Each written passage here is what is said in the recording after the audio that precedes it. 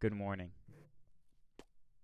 good evening, good afternoon, and remember, Context is Everything Media Network founder and CEO John Michael is reading this textbook, and today I'm finishing this textbook. We're finishing this textbook, so why don't we do that now?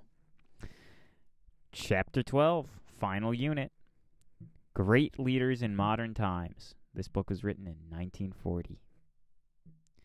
Franklin D. Roosevelt, a New Deal leader. The New Deal. Franklin D. Roosevelt was a distant cousin of President Theodore Roosevelt. Both of these men began life with many adventures. Franklin D. Roosevelt was born in a fine estate on the banks of the Hudson River in New York. His family had been in this country from the days of the Dutch settlers in New Amsterdam. As a boy, Franklin D. Roosevelt attended excellent schools. He attended and graduated from Harvard University. Franklin D. Roosevelt in politics. After studying law, FDR, well, I'm going to start calling him FDR even though they don't say that in this book because it's easier to say. FDR entered politics. During the World War, again, this book happened before World War II, so the World War is talking about the only one, World War I. The World War, he served under President Woodrow Wilson as an assistant secretary of the Navy. He was a candidate for the office of vice president on the Democratic ticket in 1920. Franklin Roosevelt was badly beaten. Shortly after this, Franklin Delano Roosevelt became very ill. He was stricken with infantile paralysis. This dreadful disease often leaves its victims crippled. FDR then had splendid courage. He fought to win back his health. Little by little he improved. At last, with assistance, he could get about. He is an excellent example of how a person can overcome a physical handicap. Yeah. Roosevelt re-entered politics. He became a candidate for governor in New York. So, wait, first of all, didn't he have polio? They call it infantile paralysis. This book is written in 1940. Roosevelt re-entered politics. He became a candidate for governor of New York, and he was elected. His victory on election day was so splendid that at once the many thought he would make a good president. He became a candidate for the office of president. He was elected the 32nd president of the United States in 1932. The meaning of the New Deal. Franklin Delano Roosevelt had promised the American people a New Deal. What did he mean by that? Roosevelt and his advisors believed the government of the United States ought to help all people, especially when people could not help themselves. Franklin D. Roosevelt honestly believed that government had a duty to help business, workers, farmers, and all, as well as to help the youth, the aged, and unfortunate who needed assistance. Help for farmers. President Roosevelt thought that when farmers worked hard,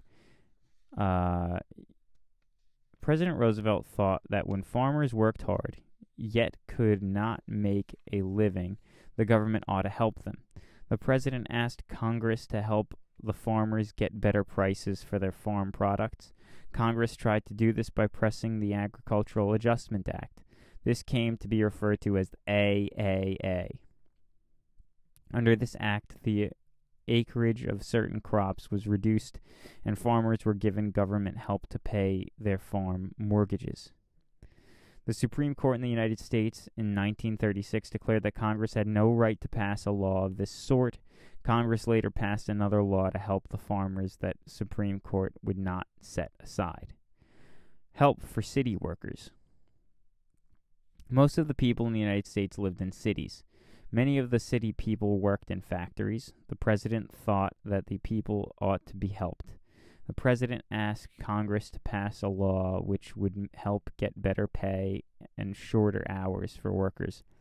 Therefore, government undertook many large and small jobs under the direction of Works Progress Administration. This is commonly called the WPA. Works under the WPA, Workers under the WPA have built roads, paved streets, built buildings, and built bridges and erected public buildings. Help for young people. There was another important problem the government hoped to solve. Many young people were idle. Before the Depression, when a boy left high school or college, he was almost certain to find work. Depression times are difficult times for even grown men to find a job. When there was very little chance that a young man could get work. Some say in 1938 there were 5 million young people in the United States who could not find work to support themselves. The Civilian Conservation Corps was organized to help some of these unemployed young men. The Civilian Conservation Corps is spoken of as the CCC. The Civilian Conservation Corps. The young men of the CCC were trained to do many useful things. They planted millions of young trees. Many years from now, these trees will have become fine forests. Forests protect soil and preserve water supply. The forests of the New York State, for example, preserve the water supply of New York City. Many bridges and miles of road have been built by the CCC. As well as doing such useful work, the young men have a chance to improve themselves by attending special classes. The picture at the top of the page shows the instructor helping boys in one of these classes.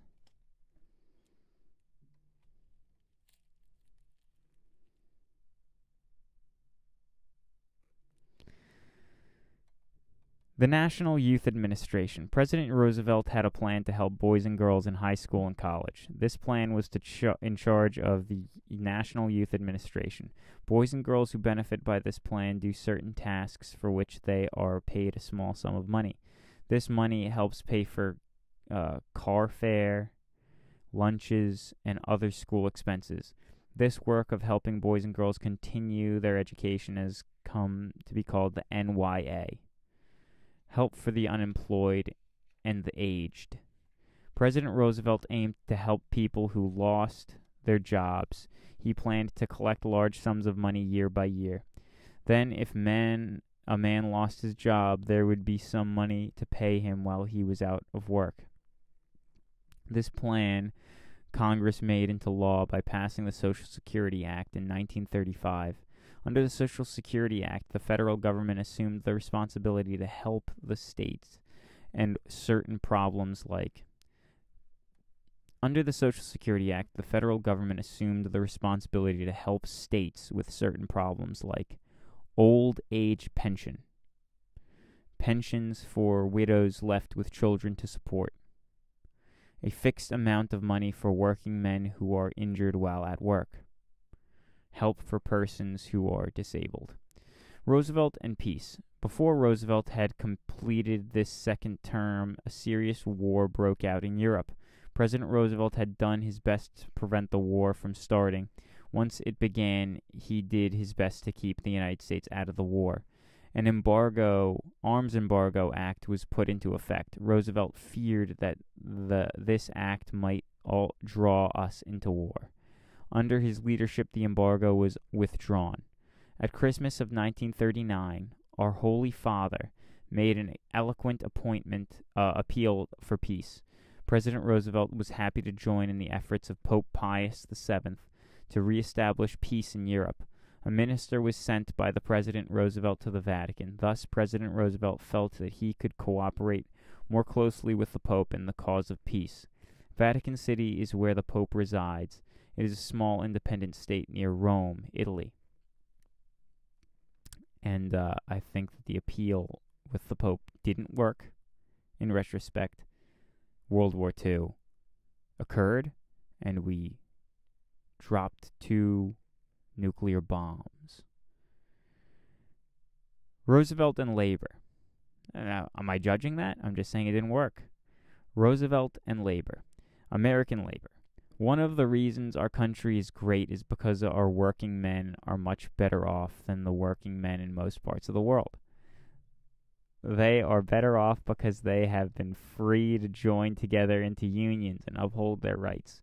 The laboring men who have joined together to organize into unions are known as organized labor.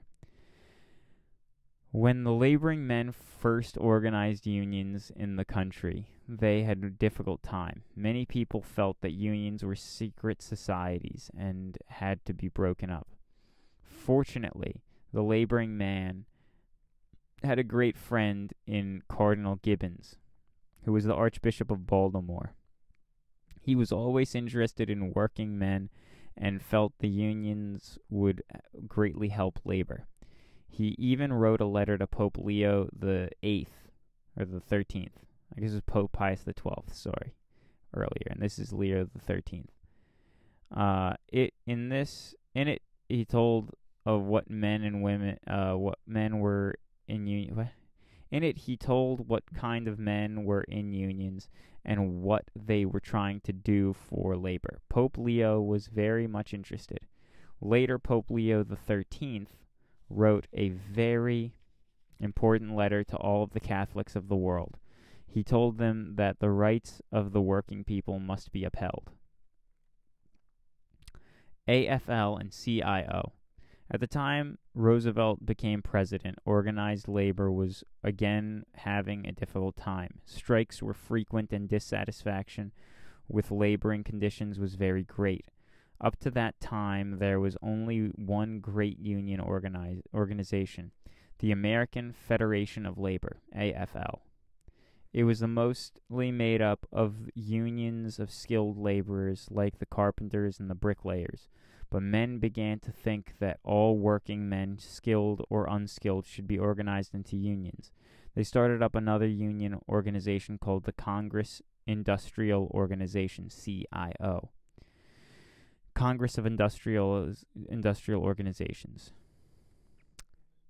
Because there were now two great union organizations, new difficulties began to come up. President Roosevelt realized that if this country was to be prosperous, there must be peace between working men and their employers. Under this guidance, the National Labor Relations Board, NLRB, was set up. Its duty is to see that the laboring man has the right to organize and to belong to the union he wishes, and the rights of the working man be protected. Our country advances, and this is the end of the book, folks. Thank you for following along. Please subscribe. You have read how far our country has advanced and about some of the people who have helped it to advance.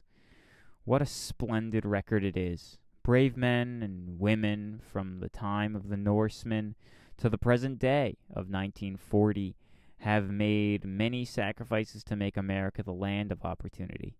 Let us also do what we can to make America even greater. That's it. God bless. Goodbye.